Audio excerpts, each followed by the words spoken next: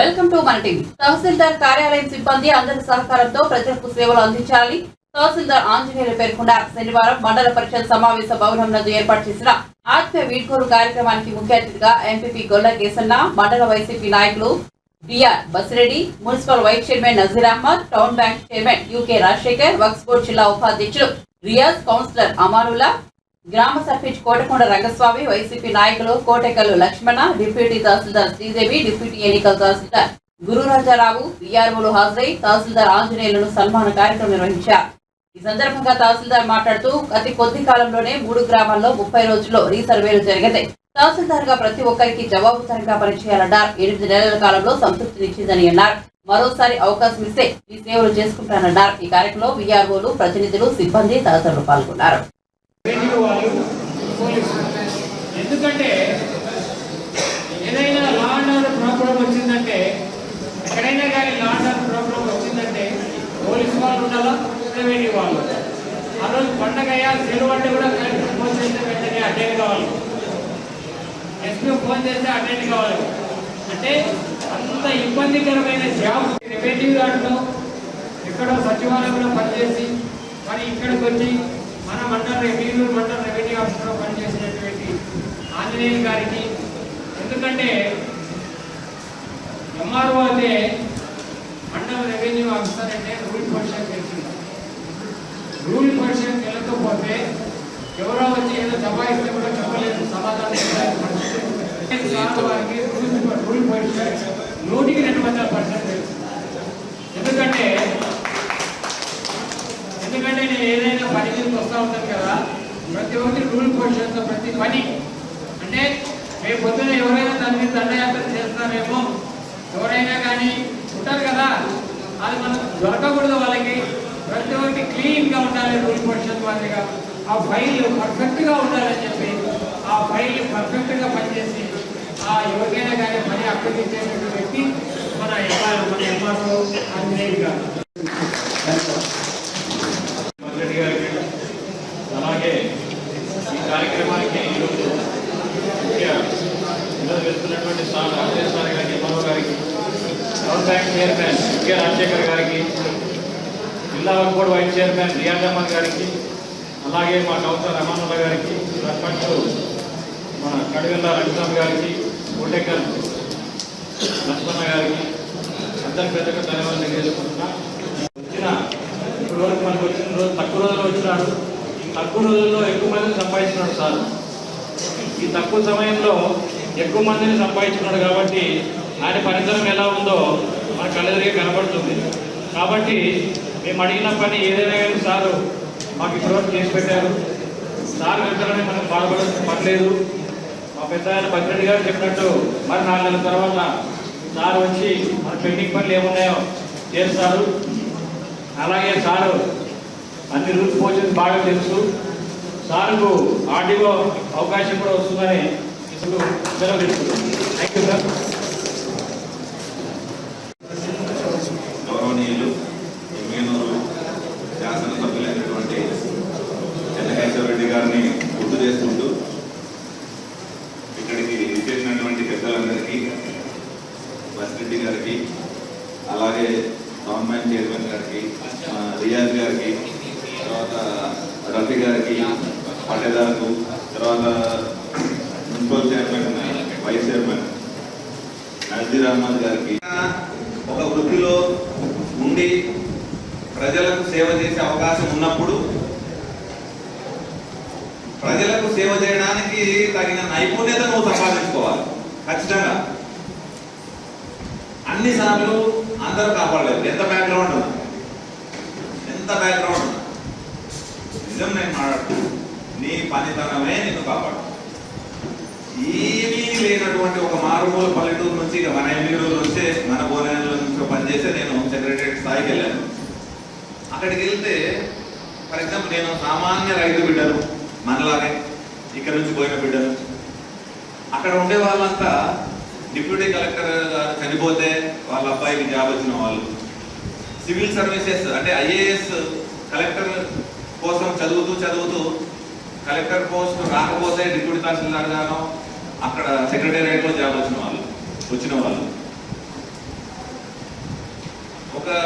అంటే minimum cadre IAS IPS మరీ వయసు అంటే చాలా మంచిగా చిన్నోడు వస్తే నా కూర్చోండి ఏం కావాలి మామూలుగా వచ్చాడు నా చల్లగా రాబోతే తర్వాత అడుగుపో బయట అడుగుపోవాలి. నేను రెండో దానికి ప్రిఫరెన్స్. అందుకే నన్ను మొదట్లో అందరూ ఎవరికి రెస్పెక్ట్ ఇవ్వరు, పట్టించుకోడు సారు ఇలా అనుకున్నారు. నాకు అర్థం కాల. ఉన్నోడు పలుకుబడి ఉన్నోడు ఏదో రకంగా పని చేయించుకుంటాడండి. చాలా మంది అనుభవించుంటాం మనం. సో నేనేం చెప్పదలుచుకున్నానంటే అంటే ముఖ్యంగా నేను మా వాళ్ళకే చెప్తున్నా, సర్వీస్ చేయండి. కొంచెం చిన్న చిన్న అడ్డంకులు వస్తాయి, సరే ముందుకెళ్ళిపోండి. నిజంగా ప్రామిస్గా చెప్తున్నా, నేను ఎమ్మెల్యేలో ఇంకొక సంవత్సరం ఉంటే ఏ గ్రామంలో కూడా నాకు ఇంటి పట్టలేదు అనే మాటే రాని. 30 తారీఖు లాంచ్ అయింది, రిజిస్ట్రేషన్ స్టార్ట్ చేశాం.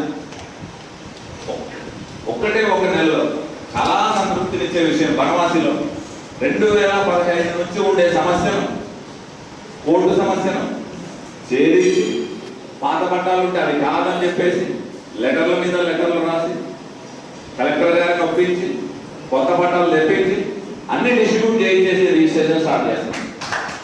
414 పట్టాలు 2014-15 నుంచి ఉండే సమస్యలు. ఇందాక గోవింద్ గారు చెప్పారు చూసారు, వాళ్ళ చిన్నతనం నుంచి అంటే వాళ్ళు పెరిగి పెద్ద విభాగాలు పోయిన తర్వాత ఉన్నటువంటి సమస్య. కొంత అవకాశం తీసుకోగలగాలి, చొరవ తీసుకోగలగాలి. అవతల వ్యక్తి ఎవరైతే సర్వీస్ పొందారో వాడికి ఒక సాటిస్ఫాక్షన్ వస్తుంది.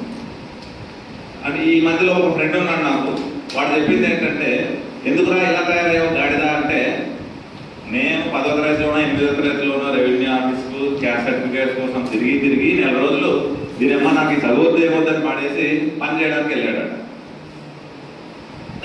ఫర్ ఎగ్జాంపుల్ ఆలోచన చేయండి, అంటే ఎంత మనం నిర్లక్ష్యంగా ఇచ్చే ఒక సమాధానం ఆ వ్యక్తి జీవితం మీద ఎంత ప్రభావం చూపిస్తుంది. అంటే రెవెన్యూలో ఉండే గొప్పతనం అదే. అన్ని సర్వీసెస్ ఉంటాయి, నువ్వు స్పీడ్గా డెలివరీ చేసినట్లయితే వాళ్ళ ఆనందం పట్టలేనిది అసలు. వాళ్ళ స్వార్థపూరితమైన కోరికలు తీర్చమని నేను చెప్పట్లా. ఒకటి ఎలిజిబుల్ ఉంటే రెండో దాన్ని కూడా అడుగుతున్నాడు అనుకో, అది స్వార్థం. మొదటిది స్పీడ్గా చేయి, రెండోది చేయలేనని చెప్పి ఇష్యూస్ లేకుండా ఉండవు. నువ్వు ముందుకెళ్ళినప్పుడే దాన్ని చేయించగలుగుతావు. నేను ఒకటి కోరుతున్నా, నాకైతే వర్క్ పరంగా మీరు చెప్తున్నది నాకు బట్టి సాటిస్ఫాక్షన్ ఉందేమో అని నన్ను నేను పోల్చుకుంటే నేను సెక్రటేరియట్లో చేసిన పని ఇక్కడ చేయాల. ఫ్యాక్ట్ చెప్తున్నా, నేను సభాముఖంగానే నా పని అది కాదు. నేను 24/7 పని గురించి ఆలోచించామని, ఇది చేయండి ఇది చేయాలి వాళ్ళు తీసుకొచ్చేసేదేమో పాపం స్టాఫ్. కొంతకాలానికి ఇట్లా కాదని పొద్దున్నే 6 గంటలకి 7 గంటలకే పెట్టకూడదు ఈ పని అని చెప్పేసి మెల్లగా తగ్గించడం ఆపేసా. 8, 9 తర్వాత మెసేజ్లు పెట్టడం, పలానా పని నువ్వు చేయాలి. మరి 7, 8 తర్వాత కూడా ఆపేసా. అప్పుడు లేదు, పలానా పని రేపు కలెక్టర్ గారు అడిగారు కదా, అది పొద్దున పలానా నువ్వు ఇది చేయని పెట్టేవాడిని నేను గ్రూప్లో. ఒకసారి 2 సార్లు చెప్తే వింటారు, 3వ సారి ఇంకా సర్లే సార్ చెప్తున్నాడు ఇట్లనే అనుకొని మెల్లగా మొద్దు పారిపోతాం. ఇది వద్దు. దయచేసి మనల్ని మనం షార్ప్ చేసుకుంటేనే నలుగురికి సేవ చేయగలుగుతాం. తర్వాత ఒక 4-5 విషయాలు చెప్తాను. చాలా మందిని సంపాదించుకున్నారని చెప్పేసి సో నేను చాలా దగ్గరగా ఫీల్ అవుతున్నాను. అందుకే అందరినీ దగ్గరగా ఫీల్ అవుతున్నాను. ఎప్పుడు రాలేదు, కానీ నేను వెళ్ళిపోతున్నానని ఎప్పుడు రాలేదు. ఇవాళ వచ్చింది ఎందుకో ఆ మధ్యాహ్నం నుంచి. అదే నేను ఇంకా అంటే పొద్దున్నే రావడం, సీట్లో కూర్చోవడం, ఏమన్నా టీవీ చూడడం, మాట్లాడడం, అది ఇది ఏమన్నా రూమ్స్ అన్ని తిరగడం, ఏంటి ఇక్కడ ఏంటి ఏం జరుగుతుంది, ఎందుకు వీళ్ళు కూర్చోబెట్టారు, అక్కడ ఎందుకు ఆగిపోయింది, ఎవరున్నారు, ఏమన్నా చేయగలిగే ఉంటే అప్పటికప్పుడు చేసి పంపించడం, చేయలేకుంటే నేనే రీజన్స్ చెప్పి వాళ్ళకు పంపించడం, ఇలా చేసుకుంటూ ముందుకు వెళ్ళిపోయాను. సో అది మంచో చెడో కూడా నాకు తెలియదు. నాకు తెలిసిన వేలో నేను చేసుకుంటూ వెళ్ళిపోతున్నా. సో ఎనీవే, ఏదేమైనా మీరు ఇంతమంది వచ్చి నన్ను ఆశీర్వదించినందుకు, ఇక నుంచి వెళ్తున్నందుకు, ఆత్మీయ వీడ్కోలు సభ ఏర్పాటు చేసినందుకు మా సిబ్బందికి, అలాగే ఈఓబిఆర్డి గారు, ఎంపీడీఓ గారు, మున్సిపల్ కమిషనర్, పోలీస్ డిపార్ట్మెంట్ అందరూ చాలా చక్కగా కోఆర్డినేషన్లో వచ్చేస్తారు. కోఆర్డినేషన్ మీన్స్ ఏంటంటే వర్క్ ఏంటి, మా రోల్ ఏంటి, మేమేం చేయాలి, మా వీఆర్ రోల్తో ఏం చేయాలి, అది క్లారిటీ తీసుకునేవాళ్ళం. ఇంకంతే. నాకు కలెక్టరేట్ నుంచి వాటి నుంచి కూడా ఎక్కువ ఫోన్లు చేయరు. ఫోన్ చేసి పలానా పెండింగ్ ఉందంటే రే నాకు తెలిసిన పెట్టే ఫోన్ పెట్టు. ఎందుకంటే ఎప్పుడు ఏం డిస్పోజ్ చేయాలో అలా ఉండేదన్నమాట. నువ్వు చెప్తే కానీ చేయకుండా పెట్టుకునేంత ఇదిగా ఇక్కడ లేదు, మేము ఎవరు లేదు, మేము చేసేస్తామని చెప్పేసి అలా చేసుకుంటాం. క్వాలిటీ పెంచండి, క్వాలిటీ ఆఫ్ డిస్పోజల్ పెంచండి. డిస్పోజల్ అంటే వచ్చిన ఏదో రాస్తే పంపించడం, క్వాలిటీ ఉండాలి. నేను గర్వం కోసం చెప్పడం లేదు, నేను రాసే లెటర్లు కాపీ చేసేసి అన్ని మండలాలు పంపించేస్తా. అలా చాలా మండలాలు ముందు ఒక రిపోర్ట్ కొట్టేసినామంటే అదే రిపోర్ట్ లాగా వాళ్ళు కూడా కొట్టేసి కలెక్టర్ గారికి పంపించేస్తారు.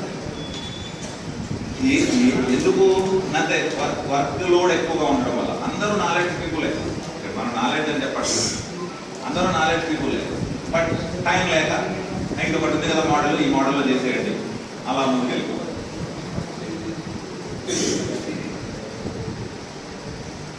సో 8 నెలల కాలంలో నాకైతే చాలా సంతృప్తినిచ్చింది మీకు సర్వీస్ చేయడం, ప్రజలకు సర్వీస్ చేయడం. బట్ నేనుగా కొలుచుకుంటే ఐఎమ్ అన్సాటిస్ఫైడ్. నేను అనుకున్న స్థాయిలో పనిచేయలేదు నాకు నేను కొలుచుకుంటే. ఇక రాజకీయంగా కానీ ఏవి ఇవి ఫలానా పార్టీ వాళ్ళు కానీ, ఇవి ఫలానా కులం వాళ్ళని, ఫలానా వాళ్ళదని చెప్పి ఏది ఆపలేదు. పెద్ద ఆయన దగ్గర స్వేచ్ఛ ఉంది మాకు. పెద్ద ఆయన గురువు మాకు ఇంతకు ముందు నుంచి కూడా, అంటే పెళ్లి చేసుకోవడానికంటే ముందు నుంచి కూడా పెద్ద ఆయన గౌరవం. గురువు మా మామగారు అంటే ముందు పెద్ద ఆయన, ఇలా అంతే, పార్టీలతో సంబంధం లేదు దానికి. సో కాబట్టి ఏ రోజు వాళ్ళ పెద్ద ఆయన కూడా ఏ రోజు ఏ చిన్న విషయం మీద కూడా ఫోర్స్ చేయలేదు. ఫలానా ఎక్స్ అనే వ్యక్తి వస్తాడు చూడు ఖచ్చితంగా చేయని ఏ రోజు చెప్పలేదు. అంతే. నేనేం చేస్తాను పెద్ద ఆయన తెలిసి పెద్ద నేను చెప్తా ఉన్నాను. అంటే నేను ఎందుకు చెప్తున్నానంటే అంత నమ్మకం మన మీద. నన్ను ఎక్కడ కాదు చూసింది పని, నా ఫలితం ఎక్కడ కాదు చూసిన, సెక్రటరీలో చూశాడు. అందుకే ఏం చెప్పాలో ఏం చెప్పకూడదు తెలుసుకున్నాను. సో ఇక్కడికి అవకాశం ఇచ్చినందుకు ఎమ్మెల్యే చెన్నకేశ్వర రెడ్డి గారికి మరొకసారి కృతజ్ఞతలు తెలుపుకుంటూ, మీరు ఈ సమావేశానికి వచ్చినందుకు, మీ విలువైన సమయాన్ని కేటాయించినందుకు, మీ సూచనలు చెప్పినందుకు, మీరు నా మీద కనపరిచిన ప్రేమకు మరొకసారి ఆనందంతో పొంగిపోతూ కృతజ్ఞతలు తెలుపుతూ, మళ్ళీ అవకాశం వస్తే మళ్ళీ మీకు సేవ చేసుకునే భాగ్యం కలుగుతుందని కోరుకుంటూ ముగిస్తున్నాను.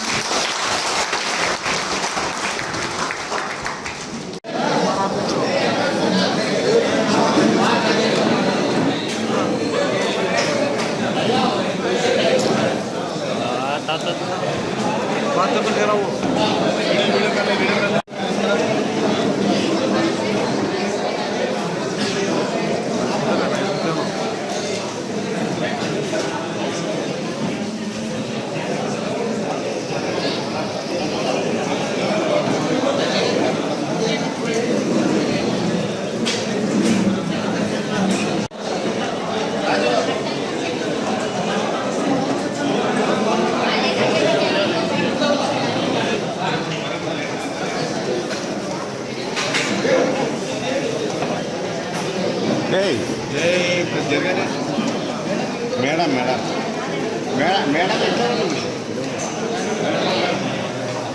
మేడం ఎంత రాండి మేడం దగ్గరండి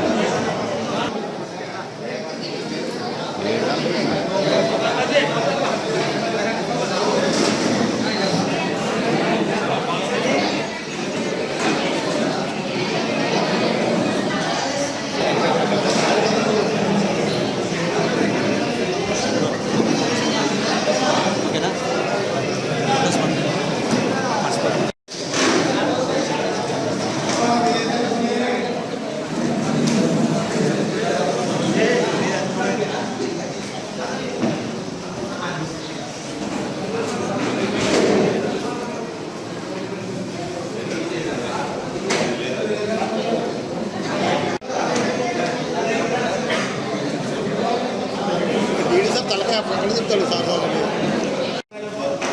ఈ సార్ అటు వెళ్ళి ఇప్పుడు వచ్చా ఓకే సార్